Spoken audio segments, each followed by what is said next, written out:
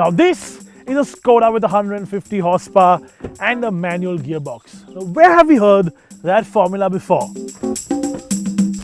Yes, that was the formula Skoda used in the very first Octavia RS, but this isn't an RS. This, however, is the same size though, and it makes the same power.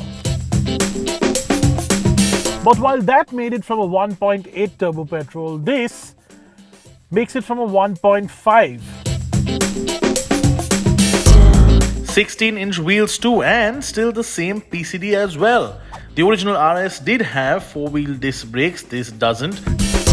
The original VRS did have a cooler bumper, this doesn't.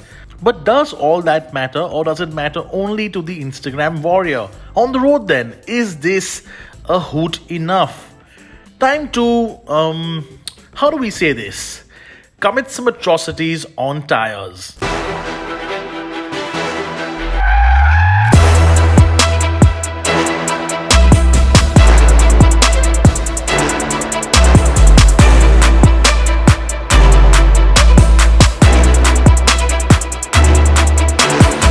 Now when you do compare cars across generations, you must put together a context first, and context is important, as in this case all the horsepower figures between these two cars, the first gen VRS and this, the 1.5 Slavia, are very, very similar.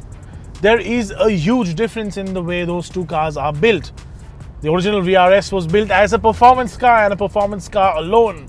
This is a more powerful version of a normal family sedan, and you can make out the difference. That drove in a much more sort of focused way.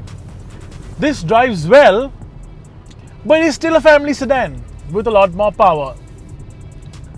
That handled much nicer in my opinion, and this handles well, but again it is comfortable first. It isn't meant to throw around corners like an absolute hooligan, although you can.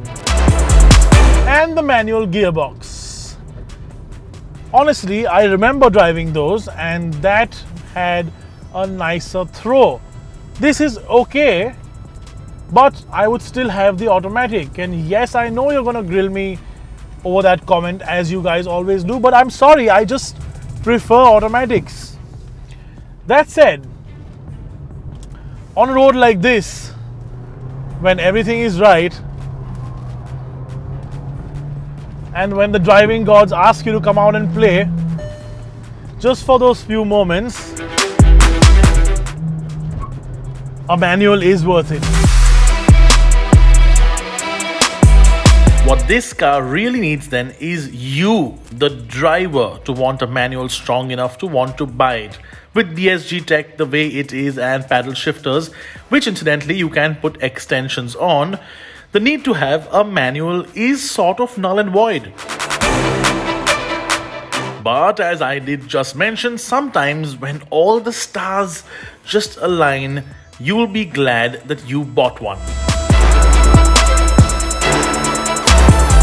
So, is this a VRS without a VRS badge then? No, it isn't. It is just a quicker Skoda Slavia, and it is the one that we would normally suggest you buy, because more power, of course, is nicer. So will there be a VRS Skoda Slavia? There might. At least that's what they say. It is being considered. We know a Monte Carlo version is going to be happening, but that's visual. We know an LNK might happen, and that's going to be more luxurious. So what's stopping them from doing a VRS? But I wonder, what would it be? More suspension, bigger wheels, better brakes, nicer interiors, or just a bump in power? If they do want to make a VRS Slavia, they need to do all of those.